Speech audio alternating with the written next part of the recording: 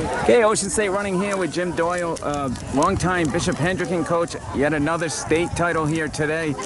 Jim, I know it never gets old.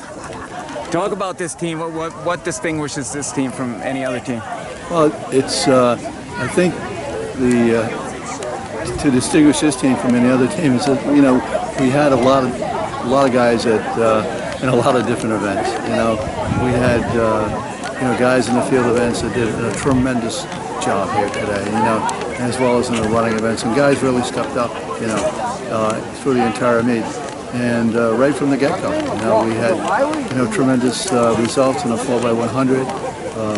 We had the pole vaulter who was at the state wrestling championship came down here early, weighed in, went down there, wrestled, won a match, came back here, won the pole vault, went back to state wrestling. I mean, just incredible stuff like that went on all day long. Determination, dedication, And we have a team meeting and we get together and we tell the guys, this is all about team today. They understand that. So it's just sometimes, you get a lot of big points out of guys that I didn't expect. So it's great.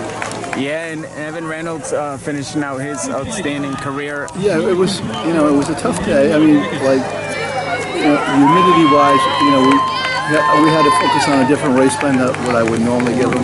Went out a little slow in the 1500. Went out at 212, and those guys come back at 202.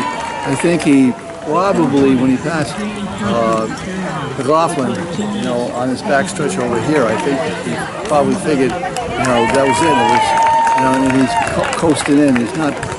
Sometimes he loses a little bit of focus, and what happens is he lost it a little bit in the end. And not much. I mean, it was a great. I mean, I give the kid Capalbo from Southeast all the credit in the world. He ran a great race. I mean, they both ran great times. Like the equivalent of a 4:14 miles. 2:02 second half. There's nothing shabby about it.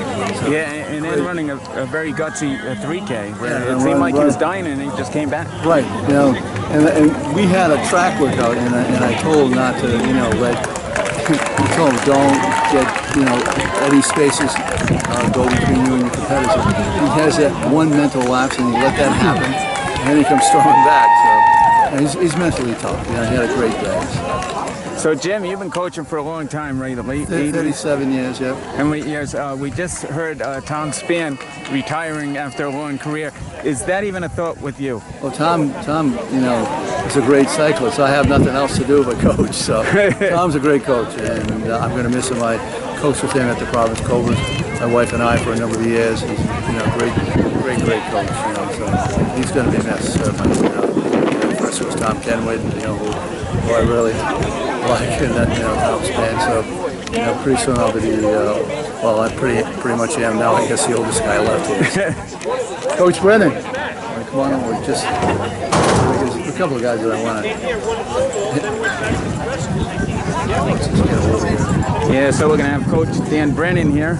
Say something about some of the guys. Dan, let's talk about this team. We look at the overall the whole team, as a team-wide effort. I know Coach just went over a lot with the distance runners, what Evan did, and what Evan McGregor and Ryan Dyer did in the 800 as well, which is awesome. But when you think about those guys, finishing second and fourth out of the unseeded section, just an unbelievably great day. When we talk about the field events, we look at the jumps.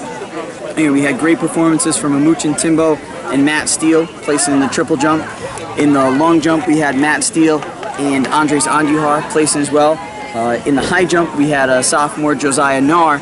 Josiah, who actually had to miss the indoor state meet because he was quarantined, finishing third, picking up the slack, where defending state champ John Santos was out with a hamstring injury. And then we look at the pole vault, which is one of the most special stories on the day. Matt Maroney making his way from wrestling a match at PCTA, coming here. Which he won, clearing two heights. Clearing 11.6, leaving immediately after, not continuing to put the bar up, and then having another match and actually making the semifinal, which he lost this afternoon. But Matt did an unbelievable job in our throws. John Fay, once again at the state meet, taking down the top two great throwers from Woonsocket, winning the hammer. You have Cam Hughes, the ultimate competitor, senior team captain, PRing by 3 feet in the shot put to take third place. In the discus, Cam had a little bit of an off day, but then in the javelin, you know, we have guy Cameron Chin, well, you know, throwing well, you know, finishing 6th place. So a lot of team effort. You know, we look at the sprints, you know, nothing can be done without a team effort, and you really look at the team effort and the effort that Brandon Duran put into the event. You know, being on that 4x1 with freshman Joel Felix, Kamali Pemberton, and Jake Kopech. Brandon coming back, getting 2nd in the 100.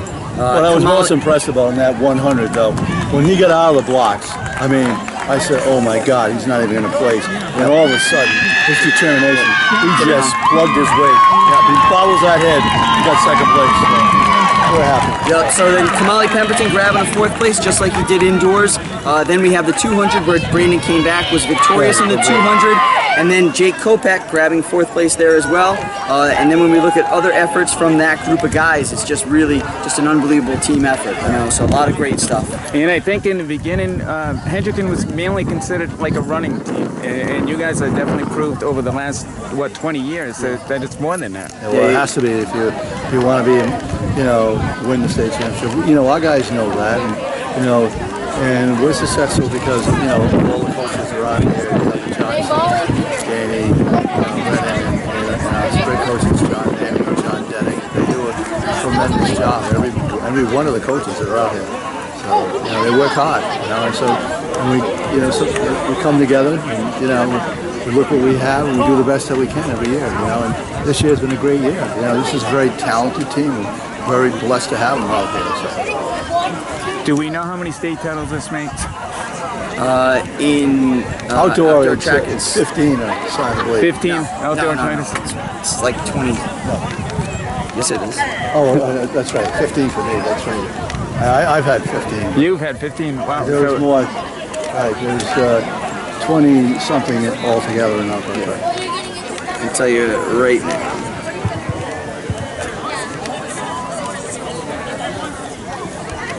We're up like in over 20 something. It's the 26th. 26 state titles. Yeah, outdoor track alone, yeah. And I'm sure each one feels equally as special. Yeah, this one feels great, especially after not having an outdoor season. Yeah, exactly. Exactly. Yeah, well, we felt we had a great team last year. We felt so bad for those guys, and you know, and then a lot of these guys missed that opportunity. And really, these guys, we were all juniors last year. And we felt, okay, they're just going to miss that, and then all of a sudden they started missing. You know, a lot of kids, a lot of cross country, a lot of indoor, and finally we were able to come back and do this. So happy. Well, guys, congratulations on state title number 26. Enjoy this moment. I think you got to go over there and get your award, but great job.